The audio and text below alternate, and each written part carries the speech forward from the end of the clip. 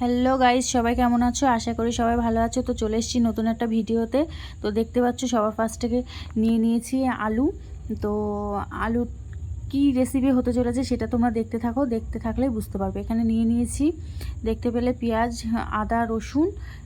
এবার এগুলো পেস্ট করে নেব। এই যে দেখতে পাচ্ছ পেস্ট করে নিয়েছি। এবার আমি চলে যাব রান্নাতে। তো রান্নাতে এবার আমি কড়াইটা বসিয়ে দেবো। কড়াইটা গরম হলে তার মধ্যে দিয়ে দেবো তেল। তো দেখতে পাচ্ছ তেলও দিয়ে দিয়েছি। তেলটা ভালো করে গরম করে নেব। তো গরম করা হয়ে গেছে। এবার ওই গরম তেলের মধ্যে আমি দিয়ে দেবো ওই যে ডুমো ডুমো করে কেটে রাখা আলুগুলো। এবার আমি দিয়ে লাল লাল করে নুন হলুদ দিয়ে ভেজে নেব। তো দেখতে পাচ্ছ লাল লাল করে ভেজে নেব ভালো করে। তো দেখতে থাকো ভিডিওটা কেমন হয়েছে আর কমেন্ট করে জানাবে। আর এভাবেই সাপোর্ট করতে থাকো সবাই। তো দেখতে পাচ্ছ লবণ দিয়ে দিলাম। লবণটা দিয়ে একটুখানি কষিয়ে হালকা ভেজে নেওয়ার পরে দিয়ে দিয়েছি হলুদ। এবার হলুদটা দিয়ে এবার আমি লাল করে ভেজে নেব। তো দেখতে পাচ্ছ, তো দেখতে থাকো ভিডিওটা।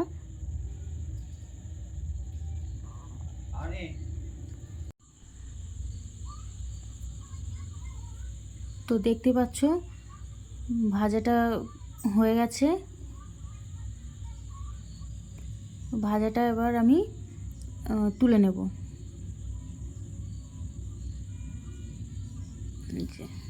দেখতে পেলে এবার আমি তুলে নেব।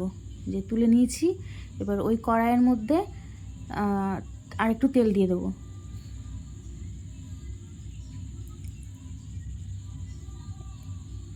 দেখতে পাচ্ছ একটু তেল দিয়ে দিলাম। এবার ওই তেলের মধ্যে আমি ফোড়ন দিয়ে দেবো। ফোড়নের মধ্যে নিয়ে নিয়েছি কাঁচা জিরে, শুকনো লঙ্কা, তেজপাতা। এই গোটা জিরেটা দিয়ে দিলাম। দেখতে পাচ্ছ। এবার হ্যাঁ, রেসিপিটা কি হচ্ছে সেটা দেখতে পাচ্ছ। রেসিপিটা আজকে গিলে মেটে রেসিপি। দেখতে পাচ্ছ এই যে গিলে মেটে নিয়ে নিয়েছি 1 কেজি মতো। এদিকে তেজপাতা দিয়ে দিলাম, শুকনো লঙ্কা। এবার এগুলো একটু ভেজে নেব। নিয়ে পেঁয়াজ দিয়ে দেব। পেঁয়াজটাকে লাল লাল করে ভেজে নিতে হবে। দেখতে পাচ্ছ। তার মধ্যে আমি দিয়ে দেবো একটুখানি মুরগির ছাল। যে দেখতে পাচ্ছ। তো পেঁয়াজটা লাল লাল করে ভেজে নিয়েছি। এর মধ্যে দিয়ে দিলাম বাটা মশলাগুলো, রসুন বাটা, আদা বাটা দিয়ে এবার আমি একটুখানি ওটা কষিয়ে নেব। কষিয়ে নিয়ে যেটা করব সেটা হচ্ছে গুঁড়ো মশলাগুলো দিয়ে দেব। গুঁড়ো মশলাগুলো দিয়ে কষিয়ে নেব। মশলাটাকে ভালো করে কষিয়ে নিতে হবে। এই যে দেখতে পাচ্ছ গুঁড়ো মশলার মধ্যে আমি গুঁড়ো লঙ্কা দিয়ে দিলাম। গুঁড়ো লঙ্কার পরে জিরে গুঁড়ো দিয়ে দিলাম পরিমাণ মতো। একটুখানি ধনিয়া গুঁড়ো দিয়ে এটাকে ভালো করে কষিয়ে নেব। এই যে দেখতে থাকো, ভালো করে কষিয়ে নেব। যতক্ষণ না কষানো মশলা থেকে তেল ছেড়ে দিচ্ছে ততক্ষণ আমি কষাতে থাকবো। অল্প একটু জল দিয়ে দেবো। দিয়ে মশলাটাকে যাতে মশলাটা না পুড়ে যায় সেই জন্য আমি একটুখানি জল দিয়ে দিলাম। জলটা দিয়ে এবার আমি মশলাটা ভালো করে কষিয়ে নেব। এই দেখতে পাচ্ছ তেল ছেড়ে দিয়েছে। এবার আমি পরিষ্কার করে রাখা গিলেমেটেগুলো দিয়ে দেবো। যে দেখতে পাচ্ছ গিলেমেটেগুলো দিয়ে দিয়েছি। এবার ভালো করে কষিয়ে নেব। তো কার কার গিলেমেটে খেতে ভালো লাগে কমেন্ট করে জানাতে ভুলবে না।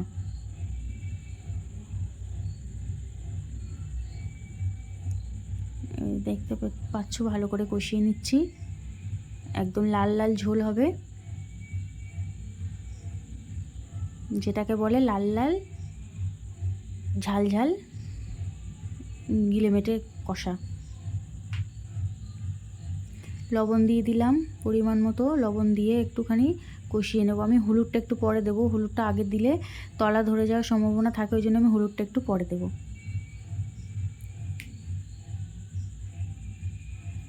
এখন কষাতে থাকবো।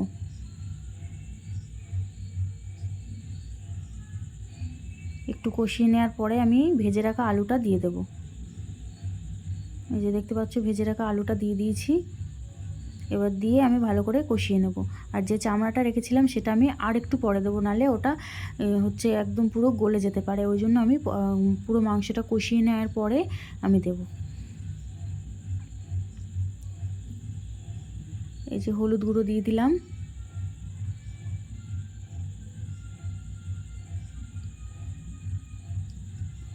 এই যে হলুদ গুঁড়ো দিয়ে এবার আমি ভালো করে কষিয়ে নেব।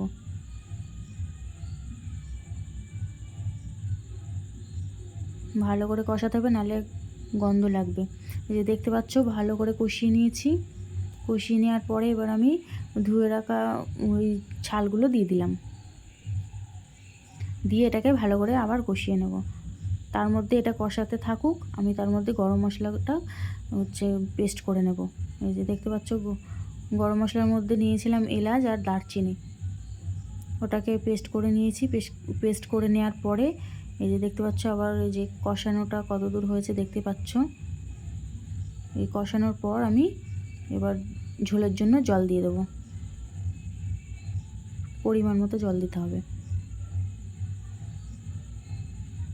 এই যে ঝোল দিয়ে দিয়েছি। এবার ঝোলটাকে ভালো করে ফুটতে দেব। তারপর আমি ফুটে গেলে গরম মশলা দিয়ে নামিয়ে নেব। যে গরম মশলাটাও রেডি করে নিয়েছি, এবার গরম মশলাটা দিয়ে দেব।